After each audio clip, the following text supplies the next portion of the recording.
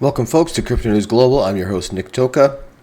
Bitcoin's going a bit sideways today. Of course, the big news is out of Toronto with another plane crash. Thankfully, no fatalities, just out of 80 people, I think 17 were injured, but everybody came out scot-free, thank goodness. Weather was terrible up there with lots of wind and lots of snow, so I think that's what happened. And no aviation mess-ups with the air traffic control or pilot error, I believe. I mean, it's going to take approximately, they said, a month to a year for the report to come out, but I'm happy to see everybody came out, just a couple injuries, and everybody's already up and walking and talking and evacuated immediately. The emergency did their job perfectly. Apparently they were there within 30 seconds putting out this fire and getting the people out, so kudos up there. On today's show, a Bitcoin bull run just getting started as institutions load up, says Bernstein. Also, Scaramucci says Bitcoin to hit 200,000 this year. It's just a matter of when, not if. And feature story of today, Bitwise CEO Hunter Horsley explains why Bitcoin is going to reach $1 million. All this and so much more in today's show.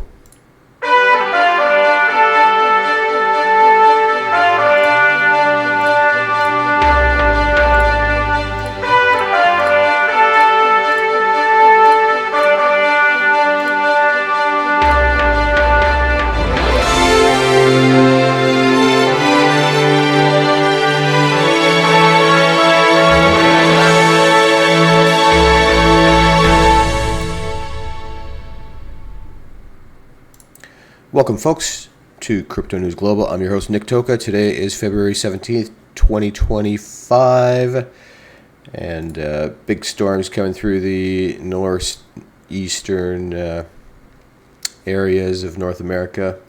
Everybody's covered in snow, digging out. I've been digging out all day myself. Thankfully, I've had a snowblower for years, but it's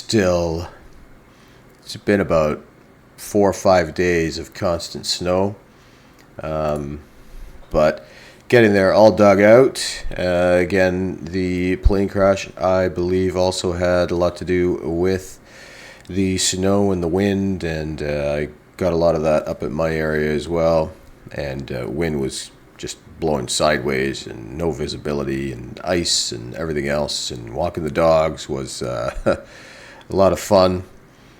Just couldn't even see my dogs. They were just jumping over at every step. So kind of fun, but I'm still more happy that we only have about a month left of winter. So that's the best news of all. Let's get right into our Bitcoin market watch and technical analysis. And it's a rare time that we see Bitcoin zero, unchanged. I've never seen it gray before. It's either green or red. So currently at $96,371. Ethereum at up 1.5% at 27.15. Solana down 4.5% at 178.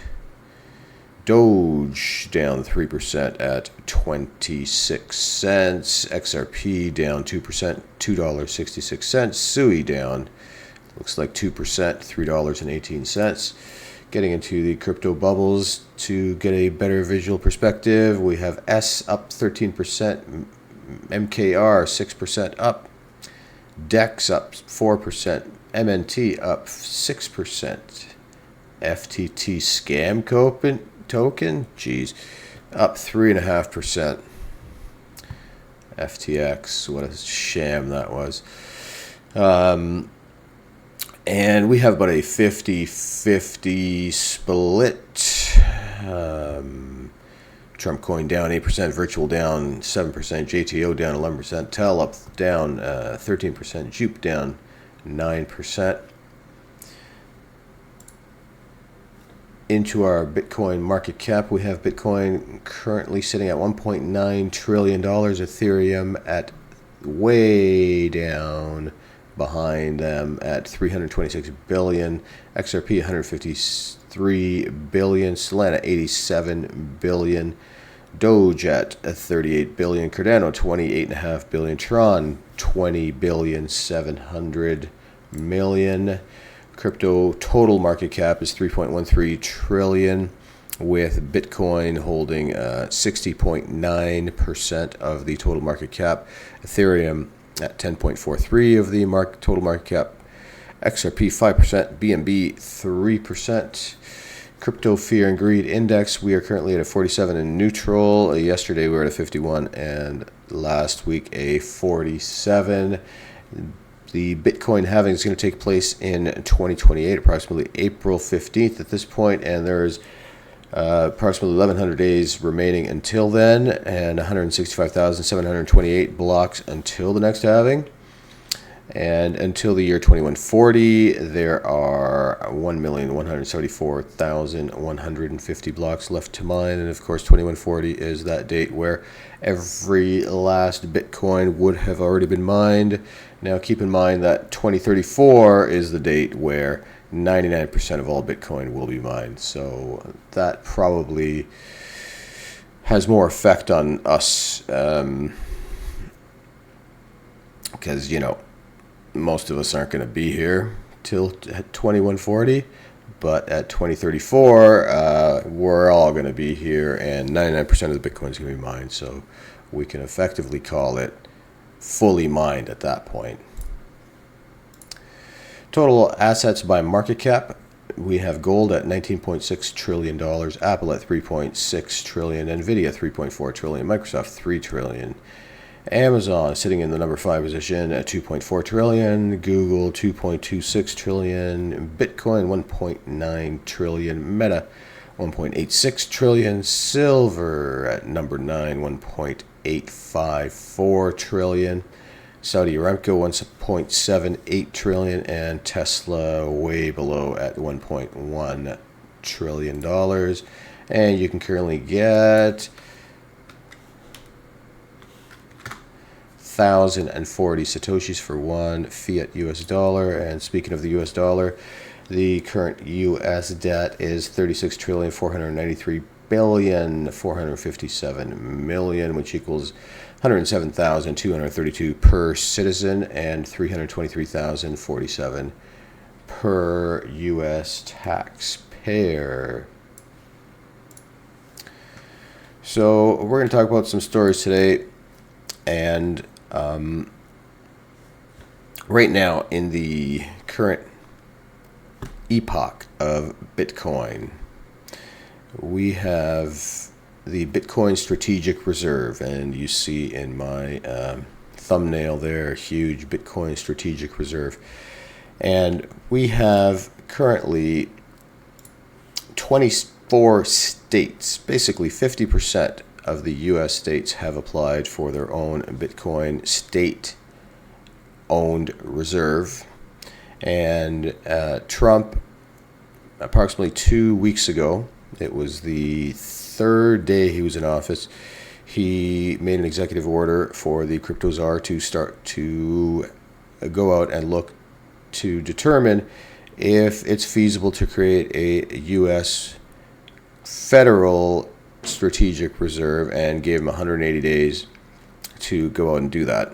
And they've already stated that it's one of their top priorities, and they will be going out and checking this out to see if it's feasible. So according to my count, that brings us into July. So a lot's going to happen between now and July, but historically the market, the cycle peak happens in October approximately. Last time there was a double peak, one in April and one in the end of October. So I anticipate this strategic reserve is going to make this current price look like chump change. So hang on tight. If you're able to buy the dip, buy the dip. A lot of people have sold, but I feel like it's not quite time to sell yet. I still think we're going to get this pump, especially as we've seen there have been more and more nation states coming out and saying, yeah, we have a Bitcoin stockpile, or hey, yeah, we've bought the BlackRock's IBIT ETF, and we're talking, hundreds of millions of dollars these nation states are buying.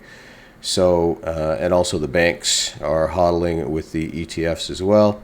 So they're all coming after the biddy because they know that's where the good returns are and the stability. They're not buying the shit coins. They're not buying the new meme that comes out. They're buying the biddy. So I'm not the only one who thinks that the bull run is ready to get started. We have institutions like Bernstein who are saying Bitcoin bull run just getting started as institutions load up, says Bernstein. The markets have cooled for now, but the bull run is far from over, says analyst at global investment firm Bernstein. Bitcoin's bull run is going to continue thanks to the big money institutions. That's according to a report from global investment firm Bernstein, which said on Monday that investors should be prepared for a further rally in asset and equities related to it. Analysts Gautam Chugani, Mahika Sapra, and Sanskar Chindalia wrote that the bull run was ignited by the prospect and later approved Bitcoin exchange-traded funds in the U.S., and then pushed on by the election of crypto-friendly Donald Trump. More is to come, they said, as institutional cash continues to flow into the space. The confluence of adoption by banks, institutional investors, corporate, and eventually sovereigns directly or via sovereign funds is positioning Bitcoin as a clear challenger to gold, the report read. And that's what I was saying just before reading this article. The price of Bitcoin has hit new highs since the new Bitcoin ETF started trading a year ago. And following the election of President Trump in November, the asset broke the long-anticipated 100,000 mark. CoinGecko shows that it's now trading for 96,000 per coin and gains over 86% in the past year. Bernstein analyst added Abu Dhabi sovereign wealth fund buying Bitcoin via the ETF was bullish for the asset as well. Last week, a filing with the SEC showed that the Mubadala investment company, which manages investments for Arab government, had spent $436 million buying shares of BlackRock's spot Bitcoin ETF. We covered this story earlier this week. Bitcoin and Ethereum ETFs allow those previously locked out of the world of crypto investing to do so by buying shares in funds that track the price of these assets and trade on the American stock exchanges. And this is what we've gone over this too. This is what allows them. Without this, they're not allowed to, by law, they can't just buy the Bitcoin like you and I do on an exchange or hodl it.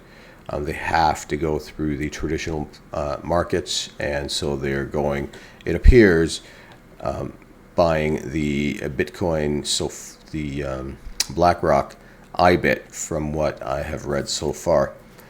Bernstein revealed that data showing that the top institutions, including Jane Street Group, Citadel Advisors, and Morgan Stanley, had all bought hundreds of millions of dollars in the ETFs. Bernstein analysts have previously predicted the price of Bitcoin would hit 200,000 per coin by the end of 2025. And what I have to say to that is, why so bearish? But it's still certainly, 2x from here. I'll take it. I do personally anticipate a little more than 2x from this point. We do have a couple people talking about 2x from this point, and then we have a more bullish prediction as our feature story of the day. So right now, let's get right into the next story, where Scaramucci says Bitcoin is going to hit 200,000 this year as well, and he's saying it's not a matter of when, it's not a matter of if, it's a matter of when. So it's going to happen, but When is it going to happen is his question. In an interview, Anthony Scaramucci predicted that Bitcoin could reach 200,000 this year, driven by potential U.S. moves toward a strategic crypto reserve, global growing adoption, and increased institutional interest. Anthony Scaramucci, founder of Skybridge Capital, believes the U.S. is on a verge of establishing a strategic Bitcoin reserve. They sure are. With Bitcoin as its cornerstone asset. Yeah, I mean, what else would it be? A Trump coin, right? In a recent interview hosted by Saxo to mark President Donald Trump's first 30 days in power, Crypto.news was invited to submit questions. Scaramucci suggested that bipartisan discussions, spearheaded by figures like David Sachs, are laying the groundwork for this move.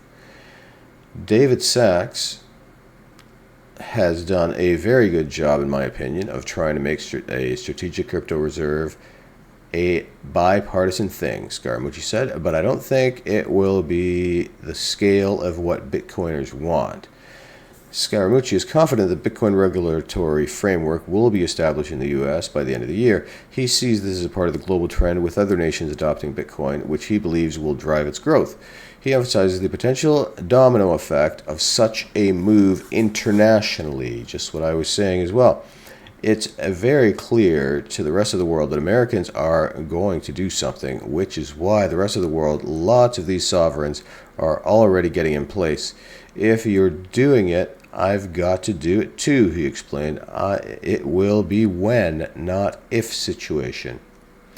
Bitcoin eyeing 200,000 and beyond. Looking ahead to 2025, Scaramucci made a bold prediction. Bitcoin could hit 200,000 this year, fueled by increased institutional adoption and growing recognition of its potential to rival gold's market capitalization. That's a 100% return from where we are right now, which would only put Bitcoin at a 4 trillion market cap, he said.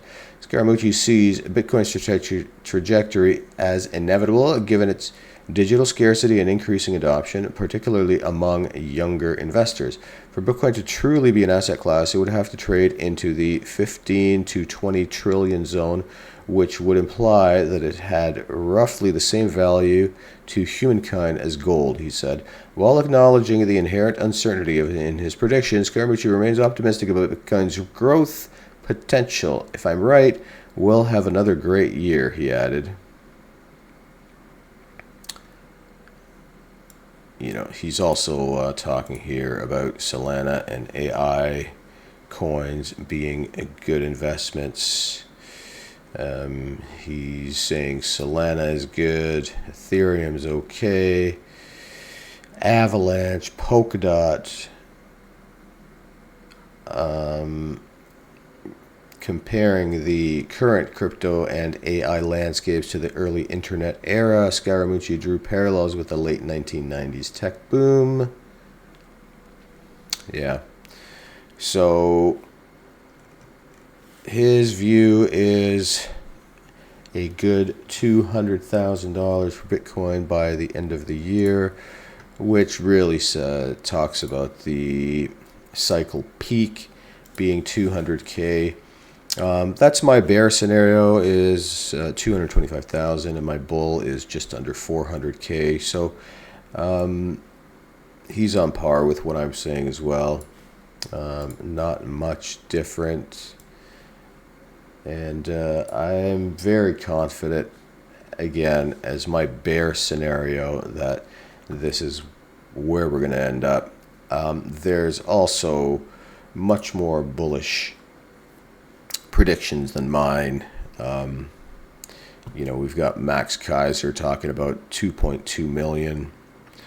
This cycle, we have our friend Michael Saylor, who's talking about multi-millions by 2035, 2038.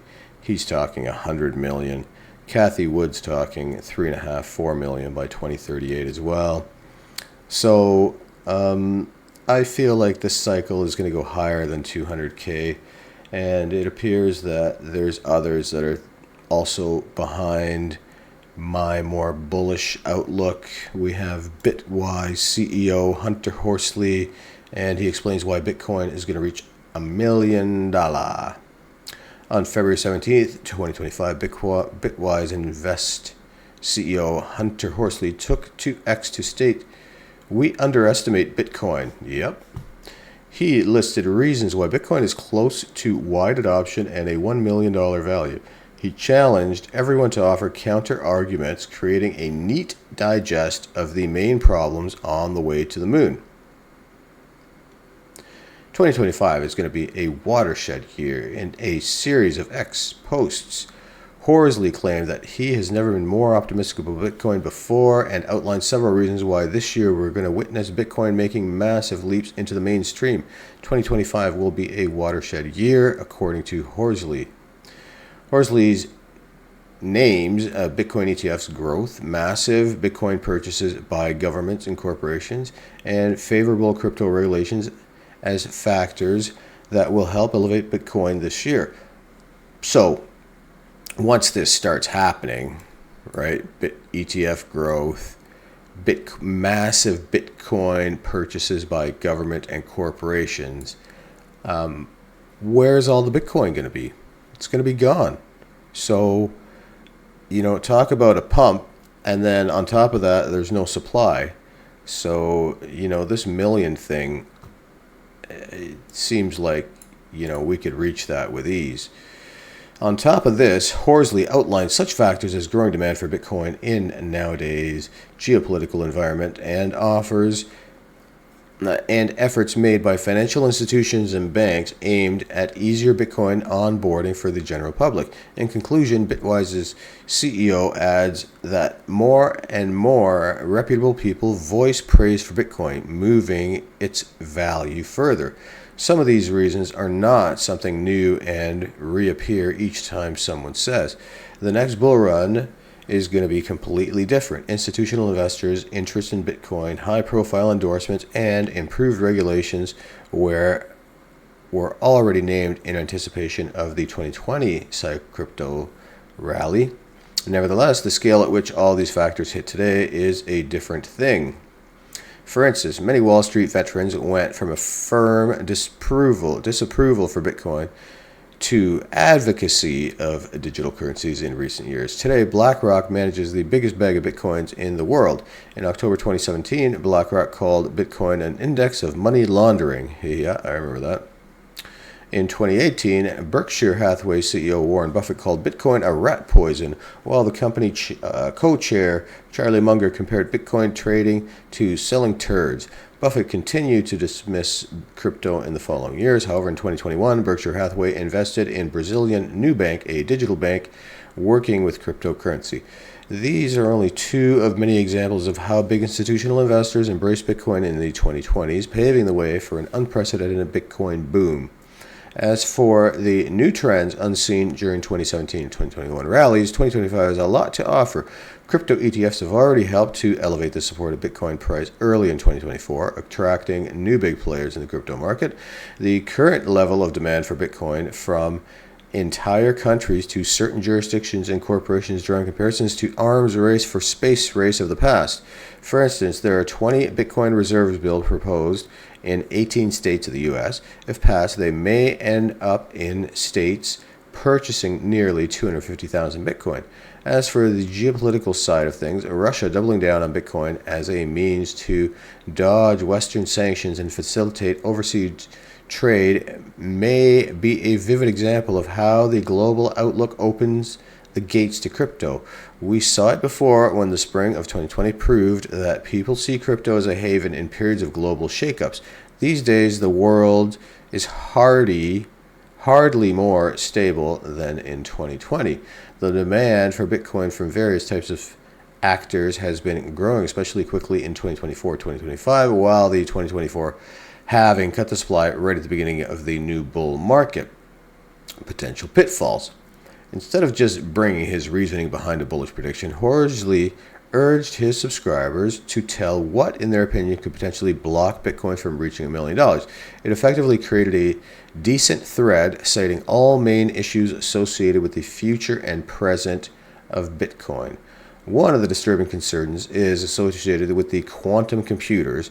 Their computational power may potentially turn out to be high enough to mess with Bitcoin network. The question of whether quantum computers will effectively end Bitcoin as we know it today still has no answer. Yes, I have an answer, actually. Let me continue reading. And it's hardly good news. One of the commentators did point out that quantum computers, but just noted that the future technologies in general may make Bitcoin irrelevant. Right. So the quantum computer that they're building, I forget the numbers, but it's something like,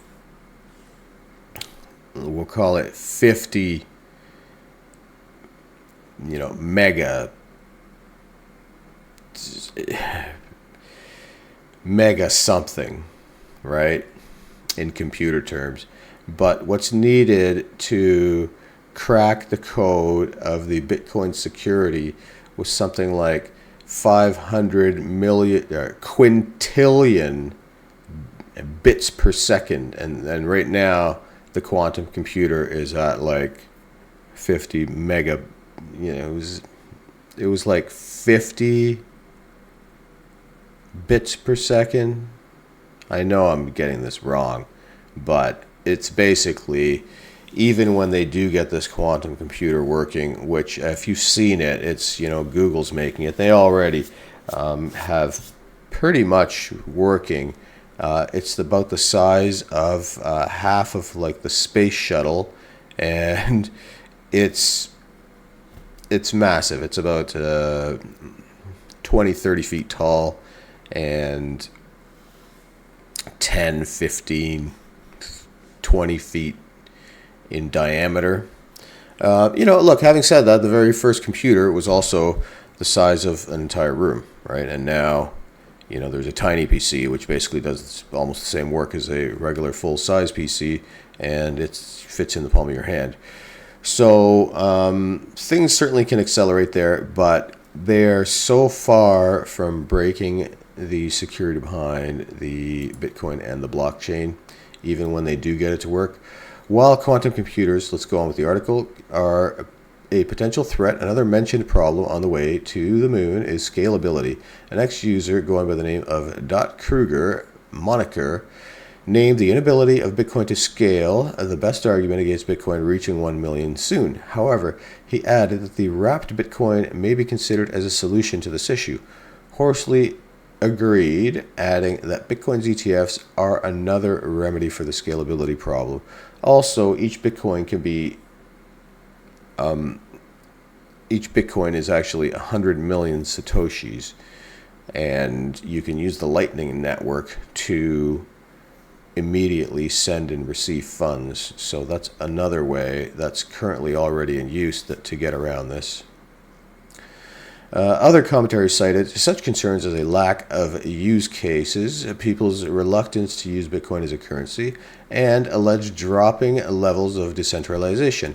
One of the commentators showcased a bit of wit by saying that if Trump and Musk make the dollar deflationary, the demand for Bitcoin will go down. Yeah, I agree with that, but they're not in any way, shape, or form making the dollar deflationary. In fact, very soon they're going to have to increase the debt ceiling and start printing more money. So that's out of the question as well. Now, Bitcoin as a currency.